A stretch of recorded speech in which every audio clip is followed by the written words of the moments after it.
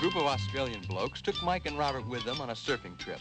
They drove over 1,000 miles in 4 days looking for surf. Everywhere they went, they were greeted with a familiar cry. Surfers have heard 1,000 times each. Quote, "You guys really missed it. You should have been here yesterday." Miles across the Australian continent to Melbourne. They were greeted by some local surfers and lost no time in heading from the city of Melbourne to Bells Beach, about 60 miles away, with high hopes of hitting some summer surf.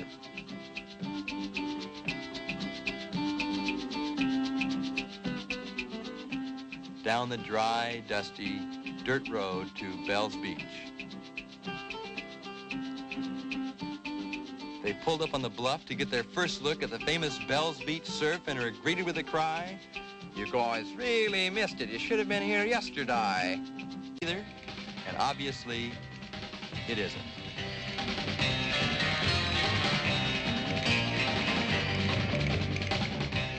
He told them of all the great days of surf he and Nat Young had had riding Bells Beach. Nat Young here only 16 years old, and one of the very finest surfers in Australia. The winter miles away. Special boards are used called big guns. You have to wait for a lull on the shore break before you can even try to get out. Sometimes you'll stand there for half an hour waiting for a chance to get through this shore break.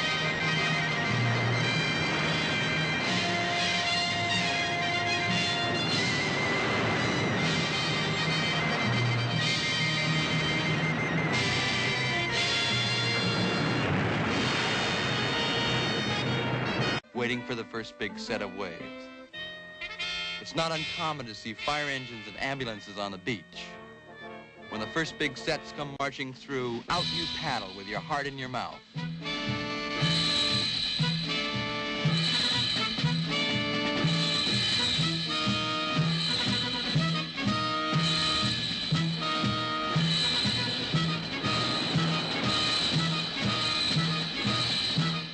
Someone's got to turn around and take off on the first wave. Mickey Dora did, and wished he had.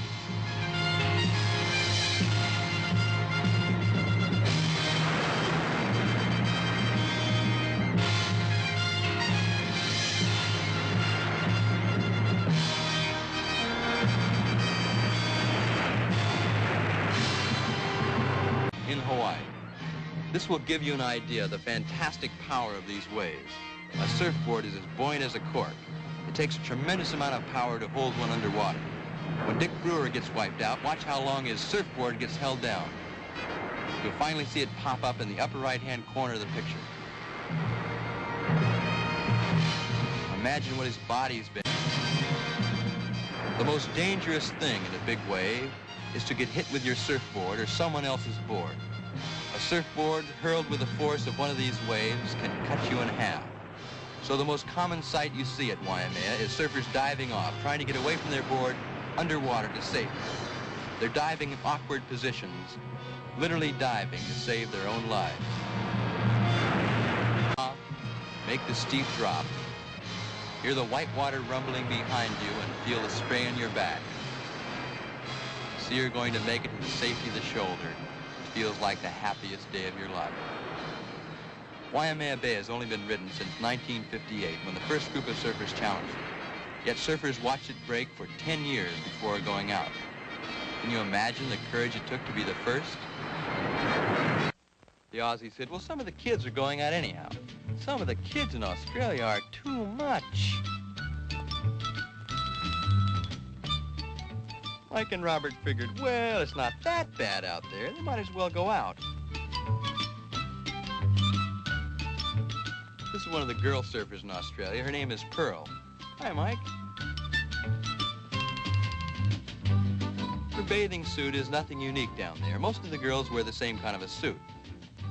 Here's another girl paddling out, same type. Doesn't bother anybody. Pearl had to go home, and Mike was one of the last of the good guys, so he said he'd run her on home. All Robert could say was, "Aw, fudge."